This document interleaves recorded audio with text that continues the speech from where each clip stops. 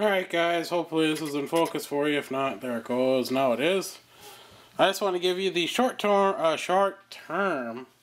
after-use review of the Ontario Utilitac Joe Pardue design. First off, I've been carrying this 9 days now. And I like it. I'm more than impressed with the quality of the knife, how it feels. But there is a caveat to that, and I'll explain that here in a second. But first, this knife hasn't been sharpened or honed in any way since I got it. So I wanted to get that out of the way. See how well it held its edge. And I've used it for normal everyday tasks like, you know, opening letters, opening boxes, breaking down cardboard boxes, stuff like that. So first off, we'll go with the standard paper test. So we'll see how well that does. Okay, it's still, for the most part, cutting this stuff really easy if I get the angle right. So it cuts that stuff really easy. I got a big mess over there I've got to do. Next up, we'll try the phone book paper. See how well that cuts through the phone book paper. And not too well. We'll see it does not really doing that slicing motion. We'll see when I grab it a little bit closer and not allow the blade to slip. Nope.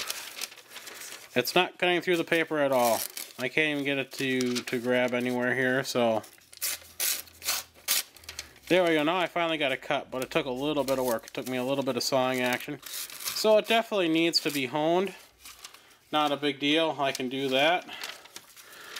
Next up, we'll try the arm shaving thing here, but I doubt we'll get much off here. And yeah, a couple hairs, but nothing really.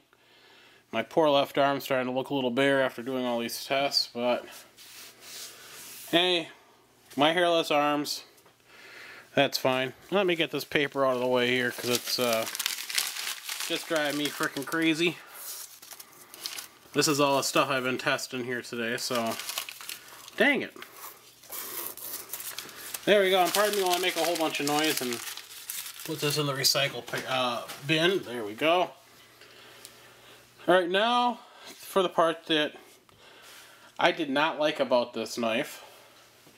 And that was, you can see it here on this side. That's why I have this knife this way, and I'll move it toward the center screen. It didn't give you a whole lot of room to actually get to the liner lock. You can see a liner lock right here.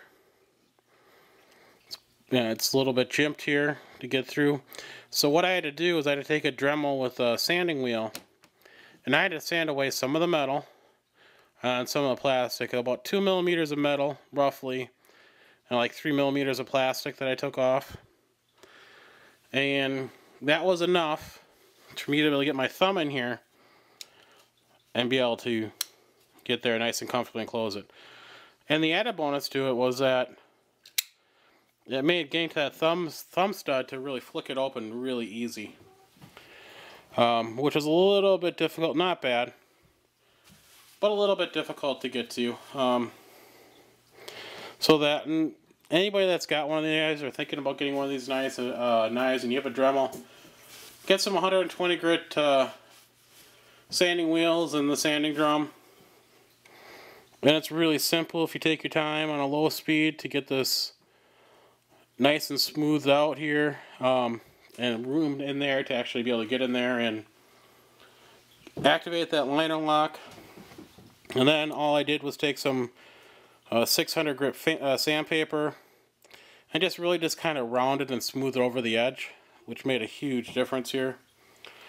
A few things I noticed while I was carrying what I really liked: the jimping, and you can see the jimping right here. That really came in nice and handy, and it felt really nice when I was, especially when I was cutting down, breaking down cardboard boxes. It made a big difference. It does have jimping on the end too, so if you were to use it in this manner, like this, that really does give your thumb a nice grip. And I do carry all my knives tip up, and I believe this one came tip up as well. But just in case you didn't see my other video or know about this, the pocket clip can be changed from either side, so it's a lefty or righty, and tip up or tip down. I heard a lot of complaints about the pocket clips on these wearing. For me, it did not wear at all. 9 days in and out of my jeans and pants pockets, did not wear this at all. But if you're worried about this wearing, you can strip this down. And I actually thought about doing that, but I decided against it.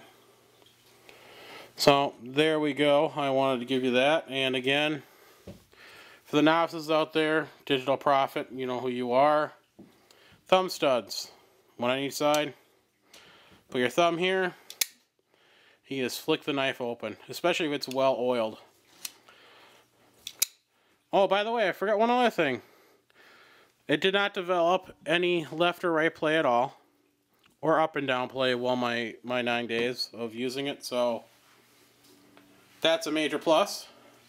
I've had some knives where the screw holds, for the pivot point on the blade has worked loose in a matter of just a day or two, and it's kind of a pain. But this one didn't.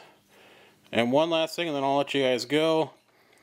This is 3 years later. I believe these came out in 2010. And the Ontario Utilitac IIs are still in their first production run. So this is like the collectors. I'll read it here for you. Collector's first production run. They're still in the first production runs here. 3 years later. So does that mean that's not a well-selling knife? Or they just made a shit ton of them? Thanks for watching, and I hope you enjoyed. Hey, and Digital Prophet, I hope I added enough content in there for you.